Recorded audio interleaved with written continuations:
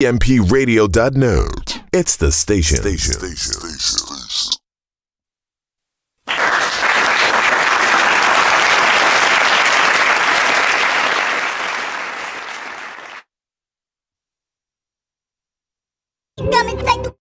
CMPRadio.net, the voice of Chester.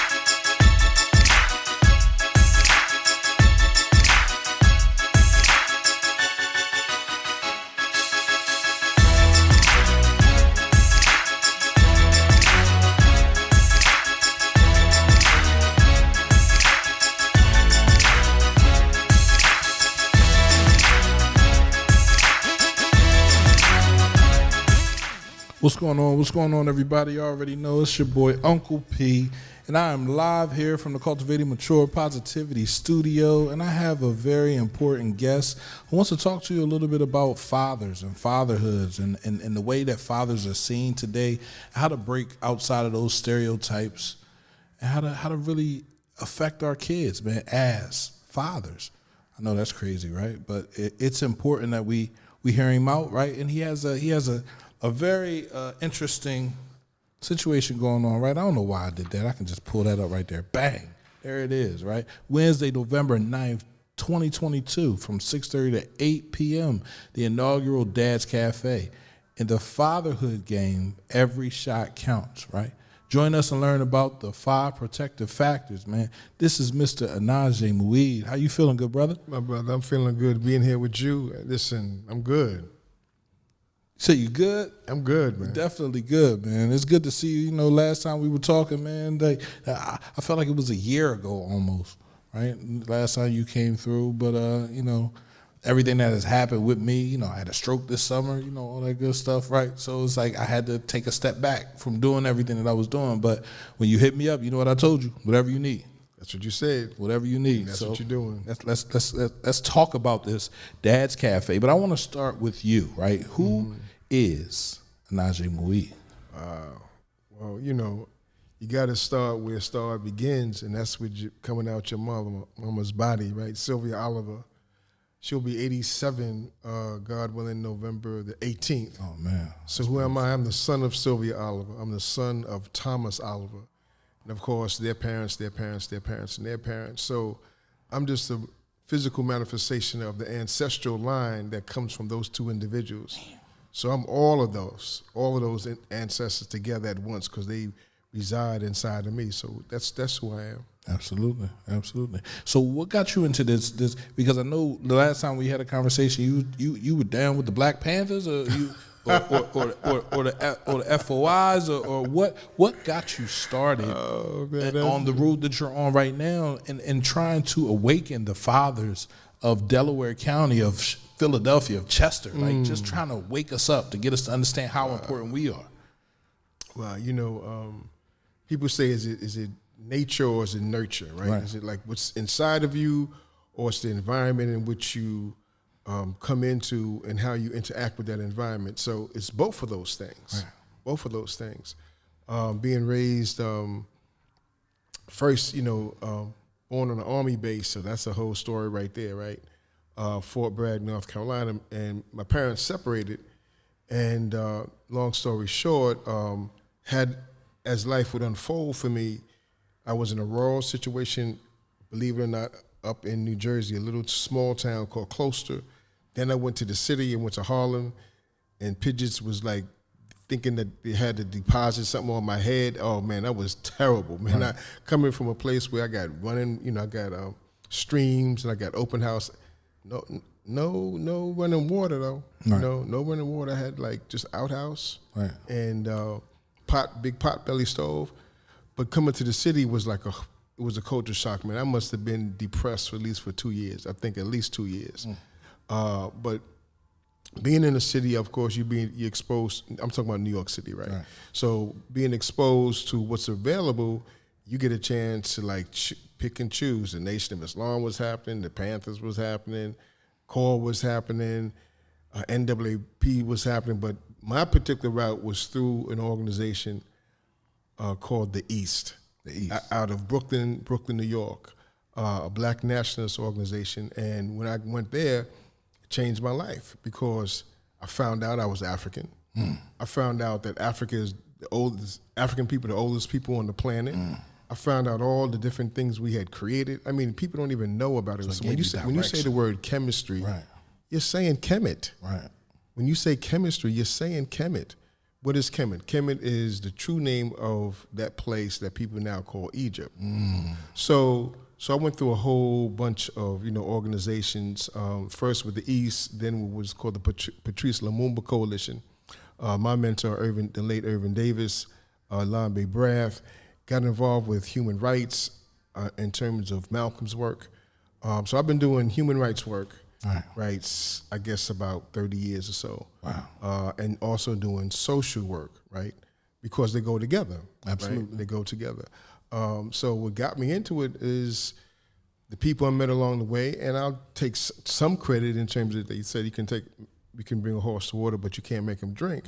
But I made some good choices in terms of the people I was connected to, like Irvin Davis, like Lambe Braff, like Bob Knox, like Majani and Rifu, right? My mentor right here in this part of the world, Philadelphia, Majani and Rifu, Clarence Harrence. He was an aeronautical engineer because I studied engineering. That was my first education. Okay. And I came down here. When I met him through what is called CB, which is called the Council of Independent Black Institutions, right? He was the one teaching science from a Pan-Africanist framework. So me being connected with the East and their school, Uhuru Sasa, Jitu Weisu, another mentor, he sent me down here to meet Majani, and he taught me, but he became my mentor in life. And when he died at 65, man, it crushed me. Damn.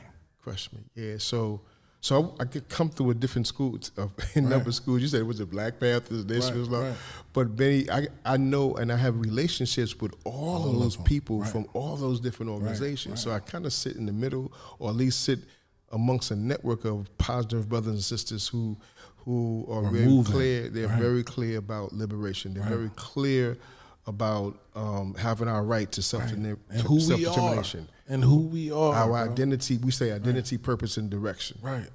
Identity, purpose, and direction. Yeah. And I feel like we're missing a lot of that.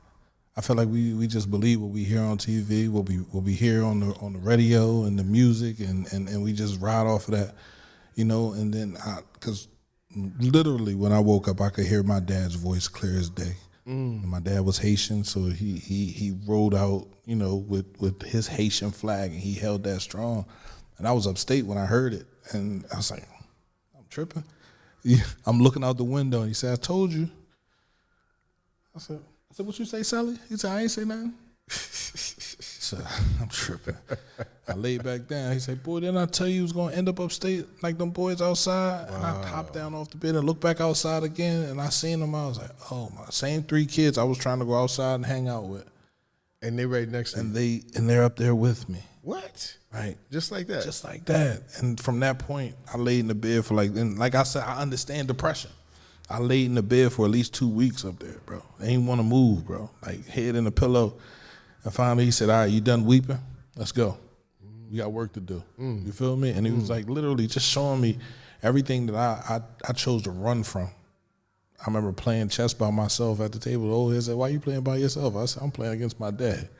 Like literally. Like, so getting connected back with him and understanding that I was mad for the wrong reasons, right? That was my identity, I guess. I came home from jail and I had to figure different things out, right? And that's what I want to talk to you about, right? Because when I left, I had 3 children. One would say I was a good father. I can say I wasn't the greatest of fathers. I could have been a whole lot better. This inaugural Dad's Cafe, what is it about?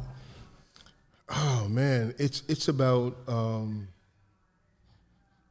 it's about bringing another opportunity for men, fathers, to come together and sit in a place where there's no blame, there's no shame, there's no judgment.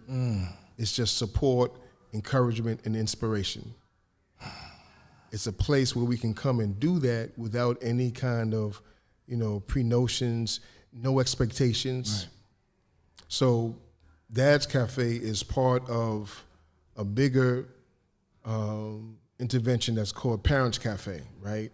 This is an organization that started in Evanston, Illinois.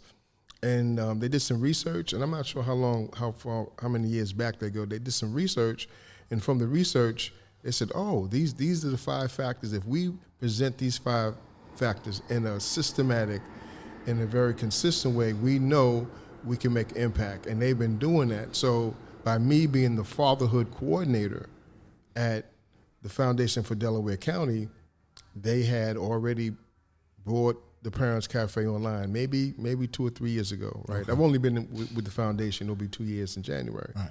So for the last year or so, I've been working with the Parents Cafe, with the foundation, and the Parents Cafe is a beautiful thing, right? We need a place where the parents, right, the father and the mother can come together, right? And guess what? We also need a separate place. Yeah. Where the dads can circle up for so many obvious reasons. Right. One, the Healthy Start, right, who pays my salary. I get the money through the foundation, but it's coming from the federal government Healthy Start. It was just in this funding cycle that they decided to fund a fatherhood coordinator. Like, and they've been on the scene for 30 years. Like, how do you phantom that? Because fathers weren't really important. No. The thing is, they made sure fathers was out of the program. Right? It's not by accident. It's not by accident. No, people use this word as conspiracy theory. It's like that's fairyland kind of thinking. If you can steal a people from a continent, you can transport them, international crimes, you can enslave them for 200 years, and you're going to tell me the things that you see now is by accident? No, we're talking about a very skillful, planned approach to create a hierarchy where some people benefit from that hierarchy and some people are disadvantaged. I was watching something the other day. I was on YouTube, and they were talking about how the term white people was just that's new, right? They weren't 1700s. They didn't consider themselves white until around that time. Well, they didn't consider them white until the Bacon Rebellion. The Bacon Rebellion was 1676. Right. So they were just saying they were Italians that didn't like Southern Italians, didn't like Northern Italians. They were white. They were just over there killing each other. Then they realized that we're knocking our numbers down, and we got this whole nother massive land with all of these black people on it. Right? We got to get over there, grab them, and then the term white came up, black came up, and then everything just snowball effect. So when you say they thought about, I don't think they really thought that it could be this deep. I think as people progress, so do education levels, and different people have added different things in just to see how it will work. But I said the all around thing is to keep us down so they can stand on top. They got to stand on top of somebody, right? And if we want to not take over, but like say, listen, man, this is our fair share. We deserve this. We deserve that. Then it comes to say, like, who are we going to stand on? Let me share something. I was at a conference, on a Black Psychology conference this past weekend, Friday and Saturday, and this sister, everything they said was phenomenal in terms of these, doctors, PhDs, so forth and so on. But this one speaker said, Jung, right? This is a very famous psychologist, right? Jung, and he was talking to some Native brothers and sisters in South America. I forget what nation or tribe it was. And in the conversation, he asked them, what do you think about white people? And the shaman said, they're crazy. You're crazy. You're really in fact, you're mad. And he was insulted. And then he thought about it. And then he came back and asked him again. He said, well, why did you say that? He said, well, I can look in your eyes. Your eyes are searching for something, and that you're never satisfied. Whatever you get, you're never satisfied. You keep going and going and going and going. That is signs of someone being mad. And then Jung had to admit to it. Now, he had to say that is, because when he went back and looked at his history in terms of what Europe is, the people from Europe and what they've done to the world, you can see them coming out, creating this madness every place they touch. Tell me one place where they've gone where they improved the condition. And right now we're talking about the pollution is so bad, the earth is being polluted. Right. The seas are being polluted. Right. The sky is being polluted. Like, Everything. What is wrong with you?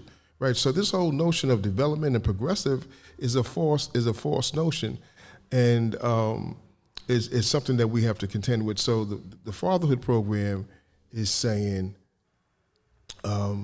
let's have a place where we can talk about these things, but particularly speaking about the 5 protective factors, right, which is resilience, relationship, support, communication, and knowledge. Right. Right, as it relates to who you are as a man, as it relates to your function as a father, and also your relationship with the mother of your children, and certainly the knowledge to know the different stages of development for the child. When the child's going through different stages of development, it's certain things they're able to do because their brain is developing, right? And as the brain develops, they bring different function. So sometimes we expecting our children to do things they're not prepared to do because they don't have the ability to do it, because their brains haven't been developed enough in order for them to actually fulfill that particular function. So the Dad's Cafe, like I said, is connected to Parents Cafe, and this is the inaugural first time ever that it's being done here in Delaware County. So before you asked me how did I kind of get to Delaware County, how did I get to Chester, it was through my wife. She was in school for a doctorate. She wasn't moving to New York or New Jersey. I had to come down here and move with her to Philadelphia. From Philadelphia, we moved to Lansdowne, where we live. But it was really through my wife, Dr. Fatima Hafiz. And some of you in the audience will remember her from, she does a lot of work, has done a lot of work in Chester, but probably the thing that she's known most for is something that was called Real Change, where she got the mayor and the council people and so together. And then I did one project with her that was called How Are the Children? Then I was working with her in terms of Real Change, and then I stopped working in New York City and came and worked for the county, Delaware County, as a substance abuse specialist. And then from there, I wound up getting hired at the foundation. But I'm truly, brother, this is the ancestors giving me instruction. Mm-hmm. So when I got here, when I got the job in Delaware County, the question was in my head, in my heart, in my soul, what are you doing to minimize the negative effect of oppression? What are you doing to minimize the negative effect of historical trauma on the children? And I had to think about it. I had worked with different rites of passage programs, but I hadn't given it like a really, rigorous kind of inquiry, right? And then not too long after that, I get a call from a friend in New York City, and she says, listen, I'm in this doctorate program at University of Southern California, and I didn't even have a clue who they were, right? So I got in, did my doctorate, and that's when I switched from the county over to the foundation. So I get the question, what are you doing to reduce historical trauma? I go through the process, and then I get the answer. The answer is you got to start from the very beginning. You got to start with that embryo inside the mother's womb and nurture that embryo until it becomes a baby, and then the baby is born. So you have to start from the very beginning. And that's what I like about the foundation.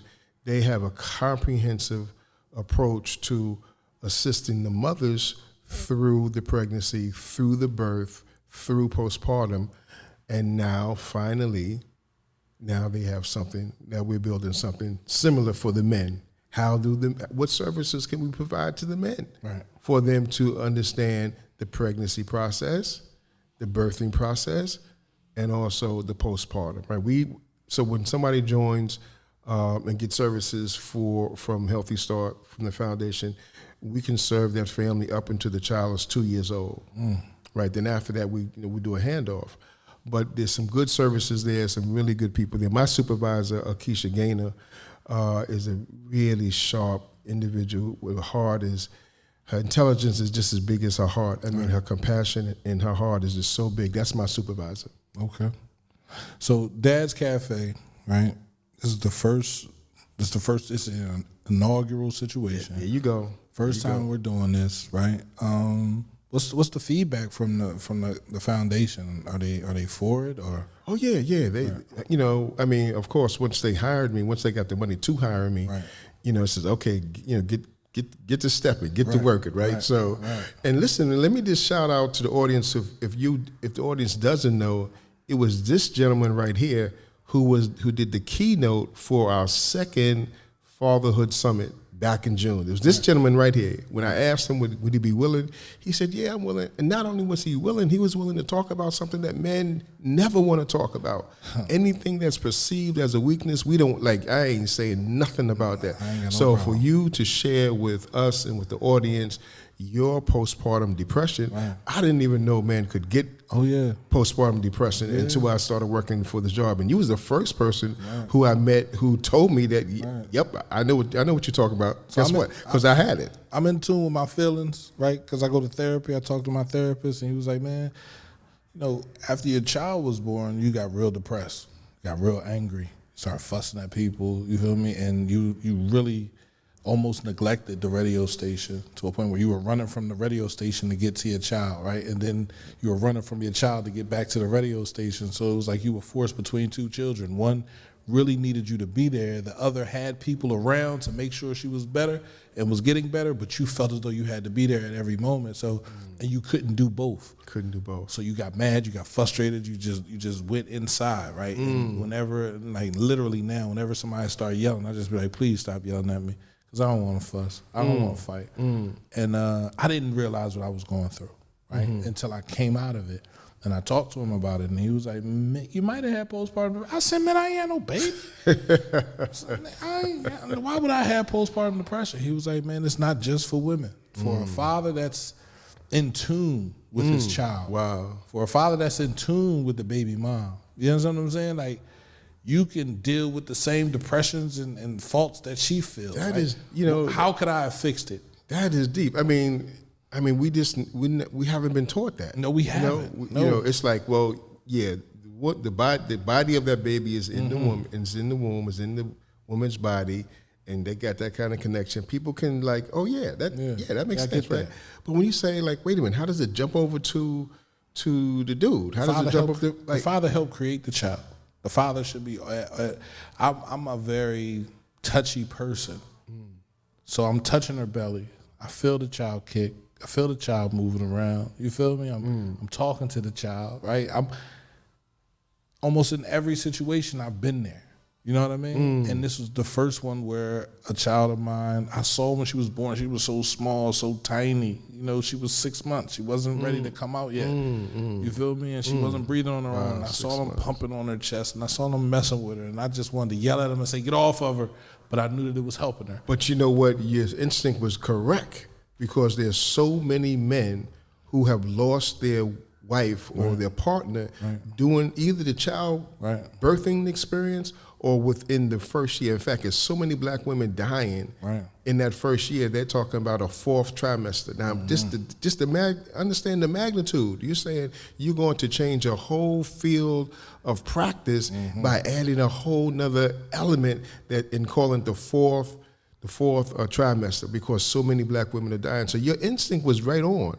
Now, of course, they needed to do what they was doing at the time, but in many cases, either what they're doing is incorrect, right, or neglect. Why? Because of racism says black people don't experience the same kind of pain as white people, number one. Oh, no, yeah. I know. Studies have found, like even today, white doctors feel that way. And that's exactly why black women who have a black doctor do better in terms of the birthing process. Because we have my pain is real. Yes. You can relate to the fact that I'm in pain. Yes. Who can't relate to that? Like, so automatically I understood, and I also understand how traumatic it is for a woman to go through birth, like childbirth. Like I could never do that. As a man, I'm saying I could never do that. Now, if I was a woman, it'd be different, right? But as a man, I could never. Oh, everything opens up, or you cut me open and remove the child from me. That's major. So major. I'm always like everybody say I'm super attentive, but that's the way I have to be, right? Because I got to make sure she's good. And so what do you need? That's why we have in this Dad's Cafe, right? Because many men are just as in tune as you are, right? Many men hide it and won't bring it out because, the names they're going to be called. You know what I'm talking about. Absolutely. Oh, you're a simp. You soft. Use a broad. Listen, just because I feel as though it's my job as a man to protect my woman at all times, to even protect her from the bull and the games that we play out here in the street. I'm gonna tell you, if I'm not confessing my love for you to your face, then I don't love you. If I can't be there to support everything that you're dealing with in life, then I don't love you.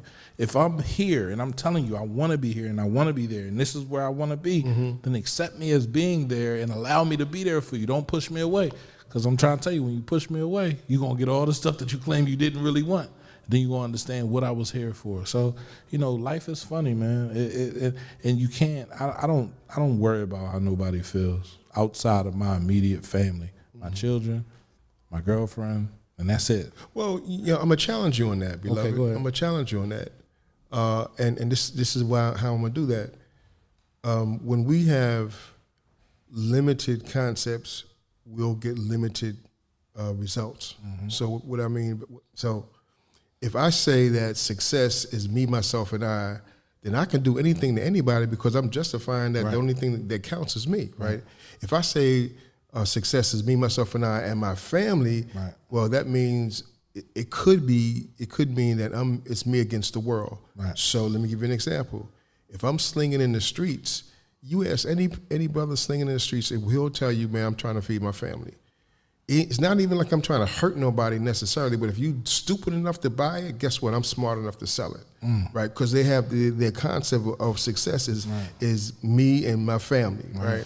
Only when we accept the concept, really, success is what's good for me, what's good for my family, and what's good for my community. Right. When you have those three things in place, then you know you are not only providing for yourself, but you also are providing for the future, because then your child has a better opportunity in life, a better situation to live in than the one that you live in. So that's why I'm saying I'm gonna challenge you on that and say, you just blew it up. I would say, you, your family, and the community, because you want your community to care about you. In fact, that's what your father was when he came down. He was saying, "See where you landed." Right. He was telling you your limited thinking got you into a limited place. It's called the cell. Right. Your limited thinking got you in a limited place called the cell. Now, how are you going to get out of this? How do you have to expand your mind. Absolutely. You have to expand your consciousness. You have to expand your value system. And when you do that, guess what? You expand your world. Yes, you do. You do. About 20 times over. And then that brings on more stress, right? So, but I mean, it's all about how you handle it. And I'm not used to handling certain things. Like I'm used to rolling with people that are upright, that stand up. I'm not used to hanging out with a bunch of snakes. So when it shows, I sometimes I feel as though I got to get down on the ground with you, because you're down there. You can't attack me. You can just bite my ankles. That don't hurt. So I got to get down on the ground with you so you can try to get my face so I can grab you and bite you in half, maybe. I don't know. Sometimes that's just where my mind goes. But that's a subject that's close to my heart, right? The amount of shootings that happen in every black community around this country. Okay. In fact, around the world. You can go down to Jamaica and it's the same thing. So what is this? It's people are saying that violence on that level is a community disease. But what they don't tell you is, where did they get the disease from? Yeah, it is a community disease, it's true. But where did they get it from? They stopped short because they don't want to reveal how Europeans treated each other. in Europe. I mean, killing Left and children. right. Everybody. It didn't make a difference, right? Everybody got so it. you can talk to the Irish, right? You can talk to the Scottish. Right. They can tell you their relationship with England, right? They can tell you how they became a colony and what they did. And I mean, just think about this. You live in a culture where the king says, I have the first right to have sex with your wife on your wedding night. That was the culture that they put from one generation to the next. So it's important for us to understand, history and put things in context. The Dad's Cafe and what we're doing is what I'm trying to do is give people a chance to come together on the simple matters, right? So that we can finally talk about the more complicated matters, because they're related. You can't just say that they're not connected. It's connected. It's all connected. We call it the social determinants of health, right? Where do you live? Do you have clean water? Well, we have lead pipes, right? Asbestos in the walls, right? We have these kind of problems. Is it safe? No, it's not safe. So when you talk about going back to the whole gun violence thing, we as a community, we have to solve this. No one is going to solve it for us, but that's a lot of pain. I'm not justifying it. I'm just saying I'm trying to understand it, because we have to solve it. Because if you don't feel safe in your community, there's only one thing you want to do is leave. So how are you going to leave your community and leave your people, right? And a lot of it, look at the history of Chester. Chester was doing well. You could come to Chester and get one of these jobs in the factories, and you was living middle class. Once they removed the factories from Chester and there was no jobs, what are you going to do? No. Right? So the frustration, started to kick in. They say it's not, a brother said it's not black on black crime. What he said is proximity. If you live in a situation where certain things is taking place, well, guess what? You're going to be a perpetrator of it, or you're going to be a victim of it. It's proximity. It's not a question of black on black crime. Right. Because you can go to other white neighborhoods and you see similar kind of things, but not as deep. Why? Yeah. Because they haven't experienced the levels of oppression that we've experienced. But you said it, we have to solve the violence, but it's not just the violence in terms of the gun violence, it's the violence that the society is perpetrating against the people. That's the violence that we have to stop, right? So working in this field of infant mortality, maternal mortality, birth justice, it gives us the platform to talk about it. And there's something called Healthy Start Association, right? This is a national association that works with a lot of the people who work for Healthy Start situations. And their last year, they said their whole focus was social justice. So when we understand social justice, we're beginning to say, okay, there's some inequities in the society, and they didn't come by chance. They came because it was constructed to do that. So that which can get constructed can get deconstructed, right? So we talk about decolonization and destructuralizing institutional racism, but you have to have the consciousness to know exactly and to see it, how it lands, and be able to interrupt it. And that's real. I think the fact that you're bringing everything to the forefront for the men that come to this inaugural Dad's Cafe to talk about is key. A safe place, like you said, a safe place to talk, a safe place to expel all the demons that they have within themselves, right? And a safe place to bring more brothers for the next situation. So how often will these Dad's Cafes take place? So right now we're going to start slow. We're going to do one per month. Okay. Right. One in now November, another one in December, and we're looking at the second Wednesday. This will be the second Wednesday. So we said, okay, we want to keep it like that, so people know the second Wednesday. They know that's when it's going down. So we'll look. So January, from the number of people that come out in November and December, will determine how many we're going to attempt to do or put on the schedule for January. Okay. So I'm looking like maybe I want to go to at least 2 a month, right? But I have no problem going with 3. And one thing about this particular clinical, this social community intervention is this.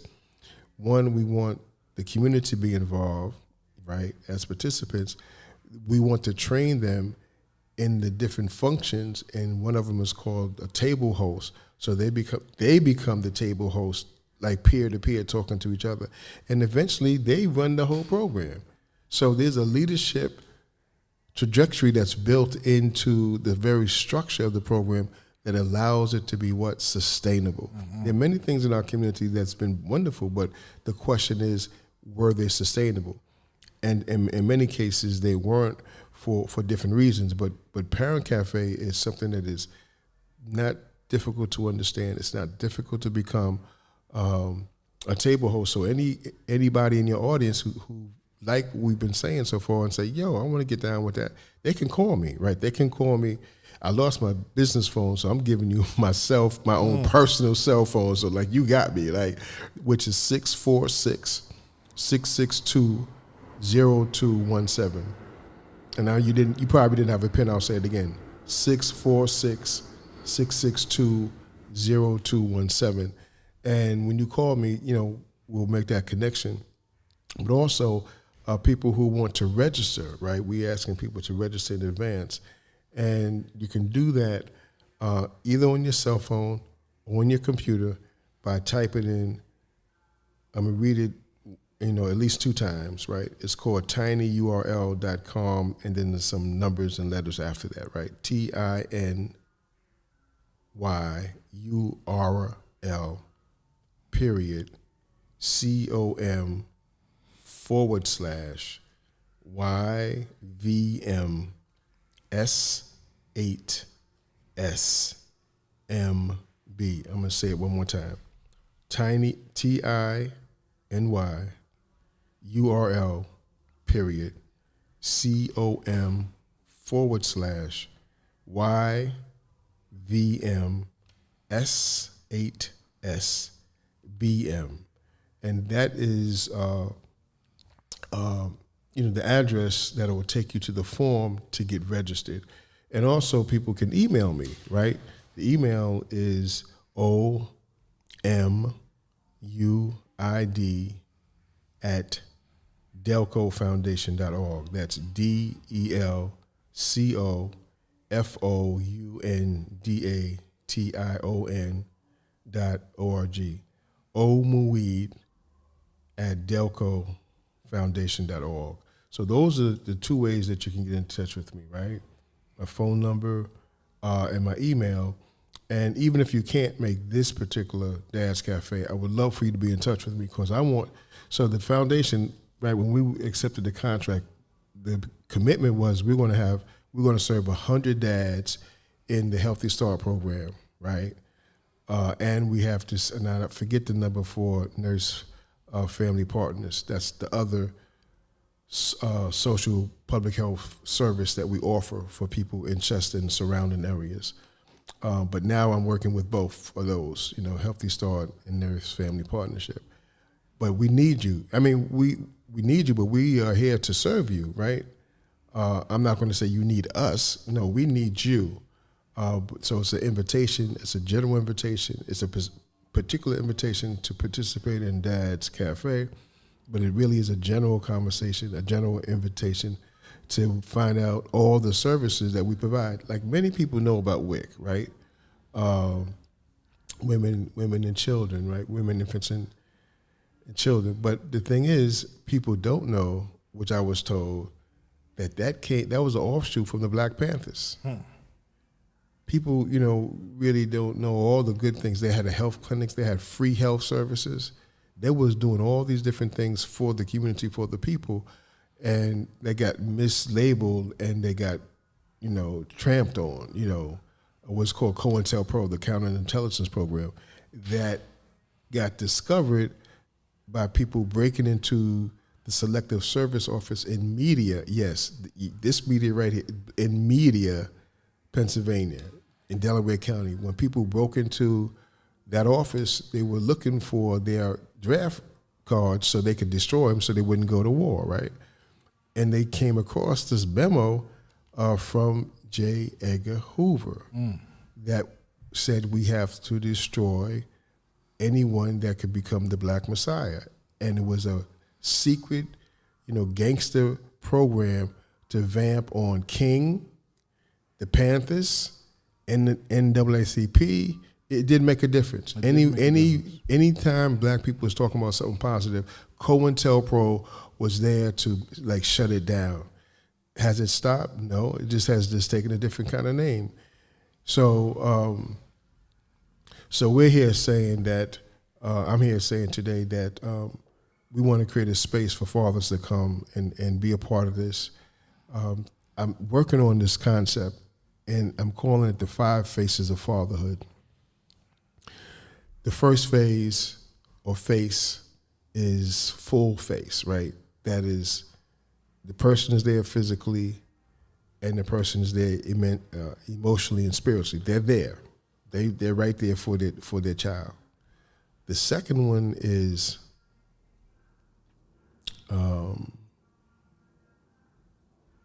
second phase is half and half, right? So they're there physically in the house, but they removed emotionally. So this is the person who, like, you know, did I feed you? You got food on the table? You got clothes on your back? That's all I got to do for you. Anything else, you're on your own. So they're there physically, but they're not a father because they're just a provider. Yes, we need a provider, but we need a real father that's going to be in touch with the children. But if that father is not in touch with his emotions, how is he going to help the child to get in touch with theirs, right? So it's a growth process. And then you get to another level where it's absence and presence. So the father's not there physically, but wherever he is, he's still contributing to that child's development. But the child, phone call, face to face, whatever it is, right? But he was still involved. Then you go into empty, right? The father's not there, and it is no kind of contact, and that person has got to do what they got to do, whatever. So the son or the daughter is really feeling that emptiness. Then there's another level, right? There's another level which I call void, or never. Like you don't know who the father was. You never knew who the father was, and you never will, because somebody was sharing with me a situation where the mother was trying to survive, and sometimes our women get into the sex game, as a sex worker, right? And if a baby comes forward from that, and you don't know who the father is, you don't even know. So I call it void. So there are people who are, and when the brother was telling me this, I was like, man, I never even thought about that. Like, that's a deep situation. It's one thing to know where your father is and he don't come around. That's one kind of absence, one kind of abandonment. But if you don't even know who the father is and you can't get in touch, like, how do you? I grew up with my father, right? So I knew who my father was. But I mean, the whole idea of just not even having any inkling, that's a heavy kind of a loss. So these 5 faces of fatherhood, and this is a new theory. I'm just kind of, it just came off the press like today. Yesterday, I was just thinking about it because somebody is inviting me to do a show similar to this. But we as a people have to look at all those different faces, see what our experiences have been, and they're not fixed, because you could be some fathers start off full, right? They're present there, physically present, emotionally present, and then they can slip down to those other levels. Mm-hmm. So we as a community have to put it all on the table and say, okay, what are we working with? What's going on? And then create some healing, some therapy places where people can go and talk and work that out. So what? So they don't pass down the negative things, that in fact they pass down the positive things. So, when people use the language, generational curse, I say be careful. Be really careful with that kind of language, because you're telling them that these things are happening because you was cursed. No, these things are happening to you because you've been oppressed, because you've been, like I said, taken from Africa, transported, enslaved. These things are happening to you because we've never had the healing to transform that situation. So when we use, generation curses, that's like saying something spiritually was done to us, and that's the same logic that Europeans used to enslave us in the first place, because they said we didn't have a soul. Damn.